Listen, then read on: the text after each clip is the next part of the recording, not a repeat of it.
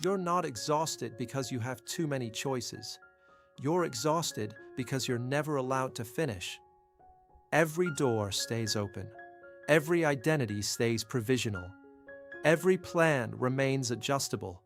You don't commit. You configure. You don't arrive. You optimize.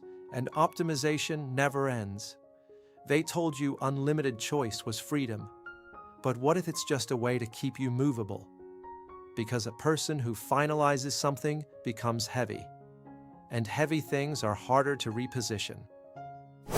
This video reflects personal interpretation and structural observation. It does not offer advice. It does not diagnose. It does not instruct behavior. All conclusions expressed here are subjective analysis. You are free to disagree. You are not required to accept any of it. No institution is being accused. No individual is being targeted. We are examining patterns. Patterns in culture, patterns in systems, patterns in ourselves. If something feels familiar, that recognition belongs to you. Interpretation remains yours. You were told that choice is progress, that the modern human is no longer assigned a path. They design one. No fixed career, no fixed city, no fixed identity. You can pivot, rebrand, reinvent. You can close one life on Friday and prototype another on Monday. And that flexibility feels powerful because it removes permanence. And permanence used to feel like a prison. But look closer. A system that runs on acceleration cannot rely on fixed humans. It needs mobility. It needs people who can relocate, reskill, reconfigure, not once, continuously. Endless possibility isn't just liberation, it's compatibility. If you never define yourself, you remain transferable. If you never anchor, you remain deployable. The most efficient systems don't trap you in one role. They keep you open, because an unfinished person is easier to move than a finished one. Every time you choose something, you eliminate something else. But modern culture found a solution to that discomfort. Don't eliminate. Delay. Keep the option just in case. Stay flexible. Stay open.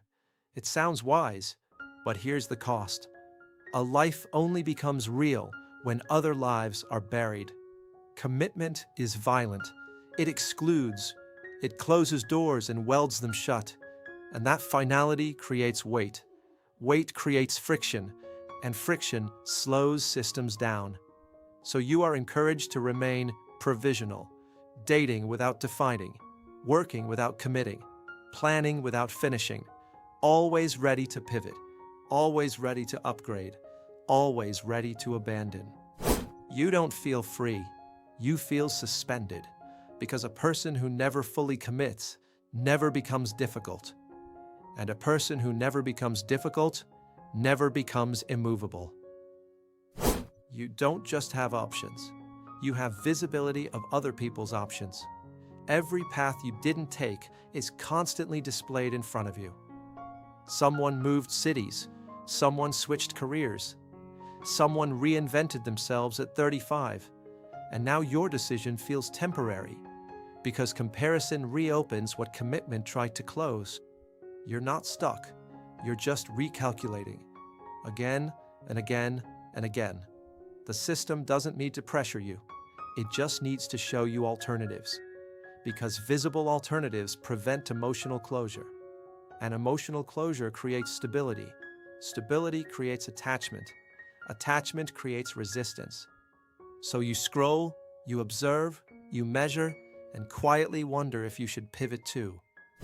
A settled person is hard to influence, but a person who constantly compares never fully rests inside their own life, and a restless person is always ready to move.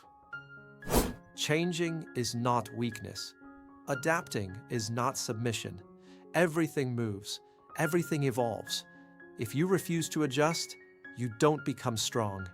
You become obsolete. Growth requires revision.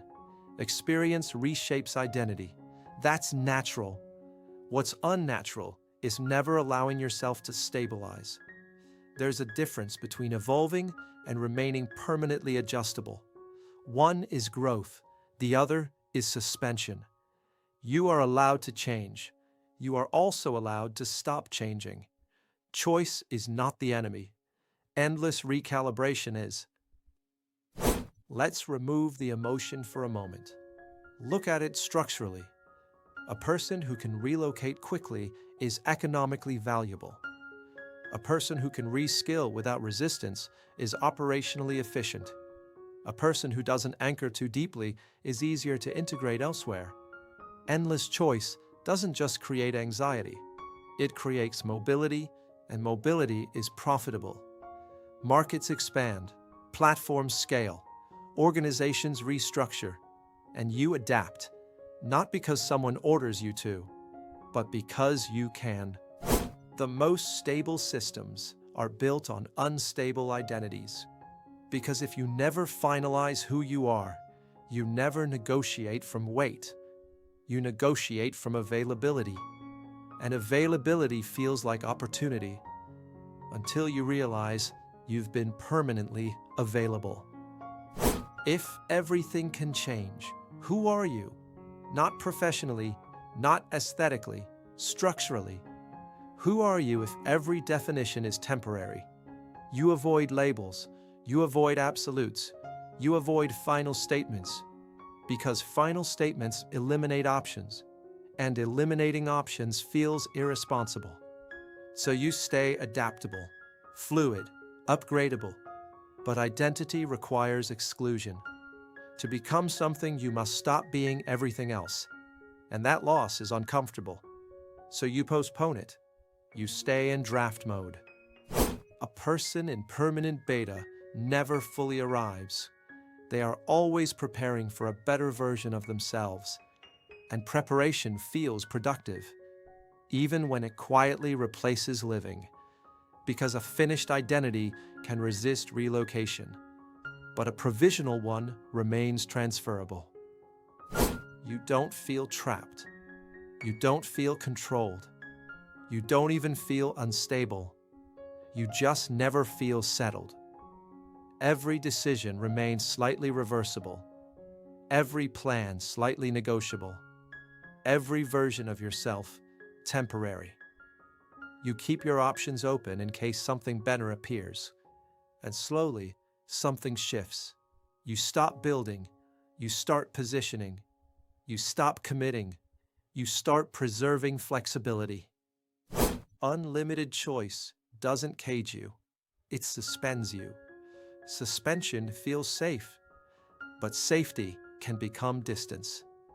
Distance from certainty, distance from depth, distance from yourself.